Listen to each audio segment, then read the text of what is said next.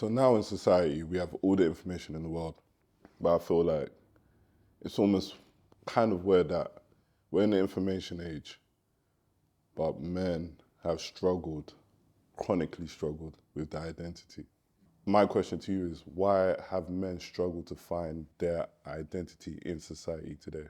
Why men have struggled to find their identity today, I think it's really down to purpose. It's really down to purpose and it's really down to values.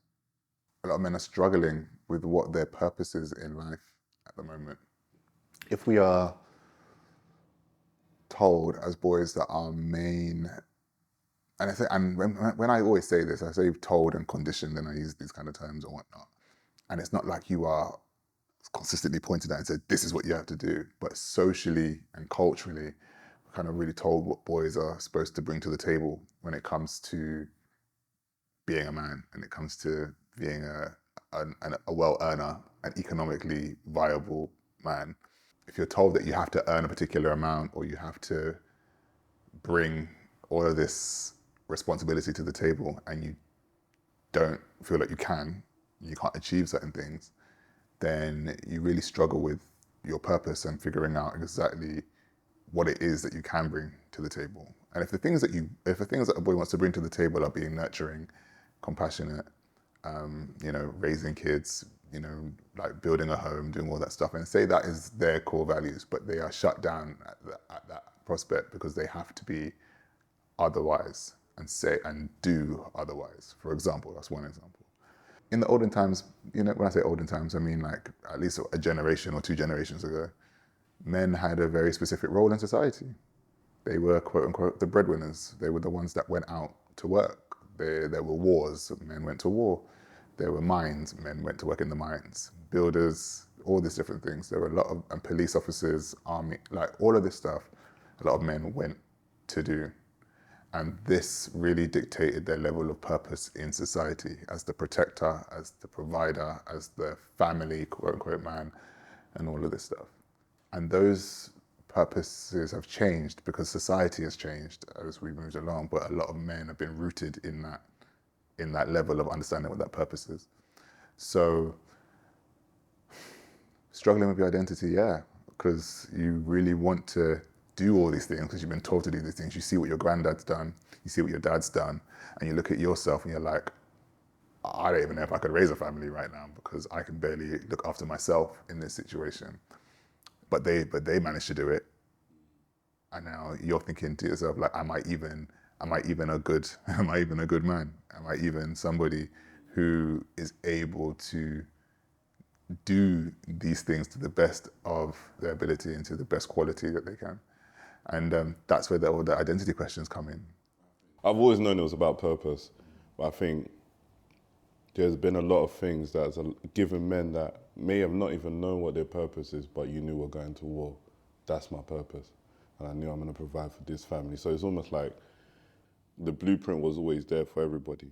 And I think with the information age, from what you're saying, it's like we have access to so many things where we could be honest about ourselves and say, I might not be a good parent. I might not want kids.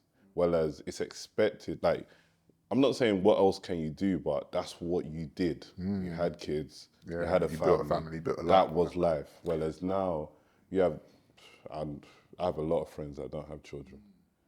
My dad couldn't say that at the age of 32. His dad couldn't say that at the age of 20. It's just what you did. Whereas now, we have the grace to kind of sit back, look, and say, you know what? I know where I want to be as a man, and I know what type of man daughter or son, how I'd want to raise them.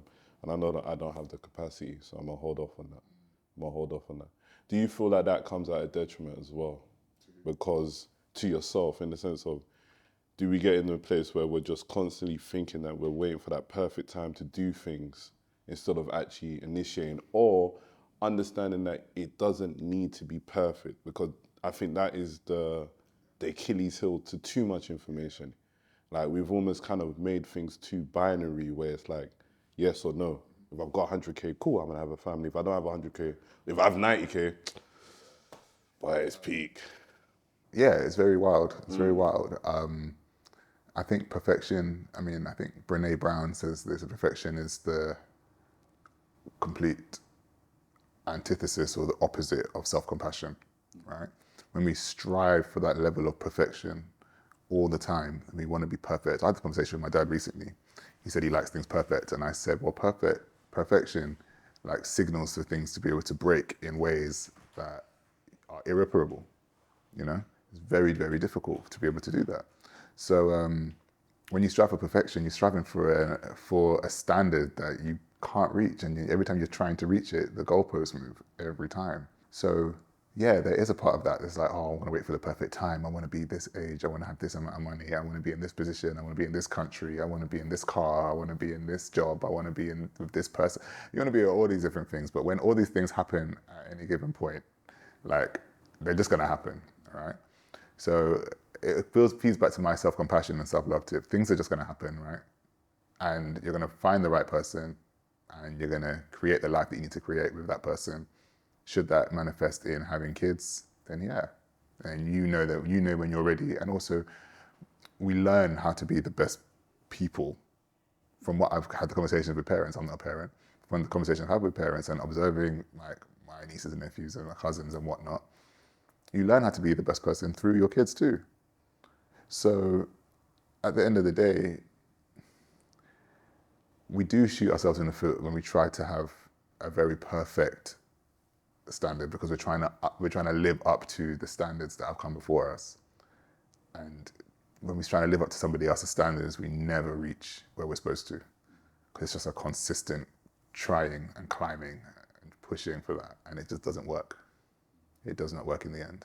So that's one thing I will always say. It's like, I've been there, because I've said, I wanted to do this by this time, be in this position by this time. And I was like, well, when things happen, they happen in the way that they're supposed to.